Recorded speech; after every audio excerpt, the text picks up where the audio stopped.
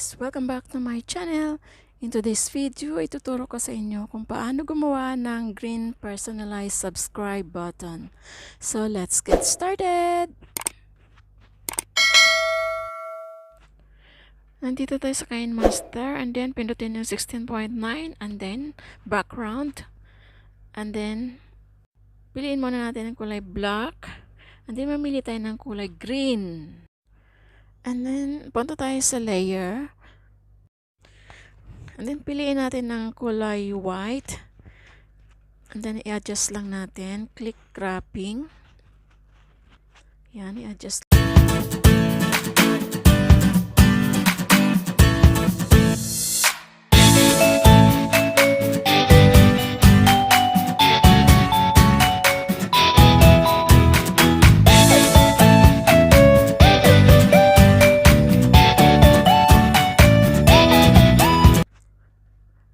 And then layer again.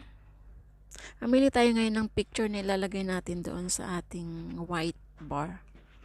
And then i-adjust lang natin siya. And then click natin ngayon ang cropping ulit. And then enable yung mask. Then choose circle. Kasi kailangan bilog yung ating picture doon. Ayan, i-adjust lang natin guys. Yan, yung sakto lang siya doon sa puti. And then, pagkatapos nyan, yan, shape.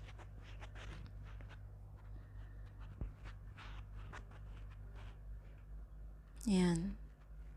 Ganyan.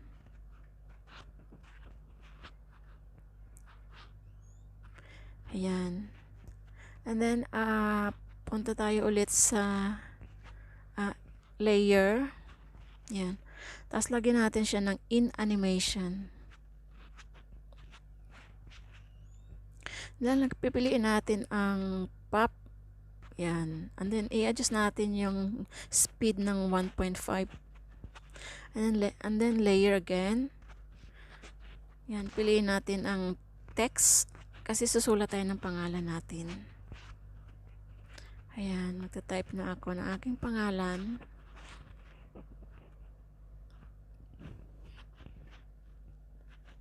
Mamili ka ng kulay kung anong gusto mong ikulay. Ayan. So, yung pinili ko kasi asul. So, mamili naman tayo ng font. Kung anong gusto mong style ng font mo. So, yung pinili ko is Roboto Black. Ayan, adjust lang yan. Ganyan. And then layer again, punta naman tayo. Kukunin natin ngayon ang ating dinownload na green subscribe button. Kung wala pa kayo nito, mag-download lang kayo punta lang kayo sa YouTube. And then, piliin nyo doon yung no copyright na green personalized subscribe button. And then, i-download nyo lang. Yan. And then, ito na siya. Punta tayo dito sa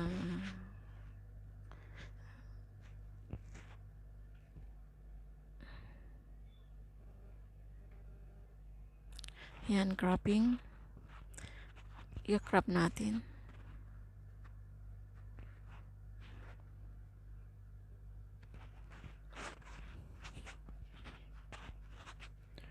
Ayan. Ayan, play natin muna sandali. Titingnan natin kung sabay-sabay sila. Ayan. So, yung ating letter, yung ating pangalan, nilagyan natin ng in animation na letter by letter. Okay. And then, yung out animation is just fade. Ayan. Tapos, yung ating YouTube subscribe button is slide to right. Yeah. Slide right. Yeah. And then fade. Out animation is fade. Yes, ganyan. So adjust lang natin sila. Yan. Then, pagpantayan natin sila. Yan. Fade lang lahat. Ang ilalagay natin sa out animation. So, ganyan lang guys ang paggawa ng personalized subscribe button. Ganyan. Abangan nyo guys ang aking susunod na video dahil doon ko ituturo kung paano nyo gamitin ang ginawa nyong green personalized subscribe button para mailagay nyo siya sa inyong mga video. Yan. So, ayan na siya guys.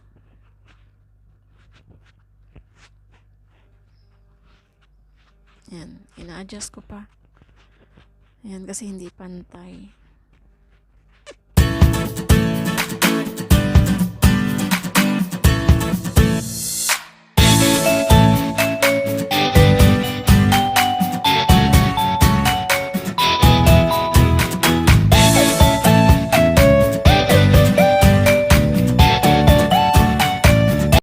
Ganyan siya.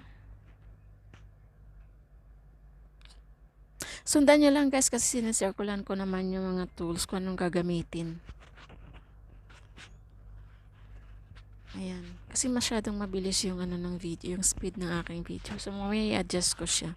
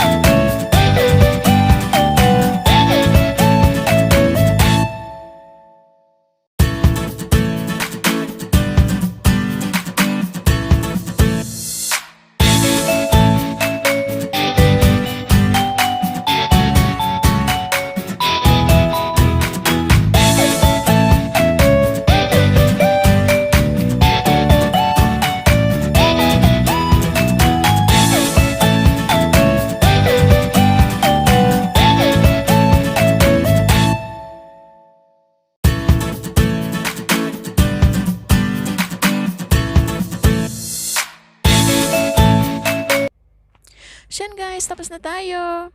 And then, click export na lang. And then, mapupunta na yan sa inyong gallery.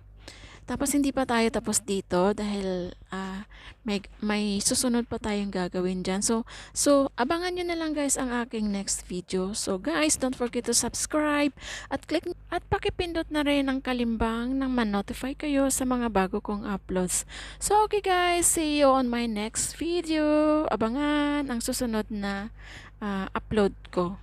Thank you guys. Bye!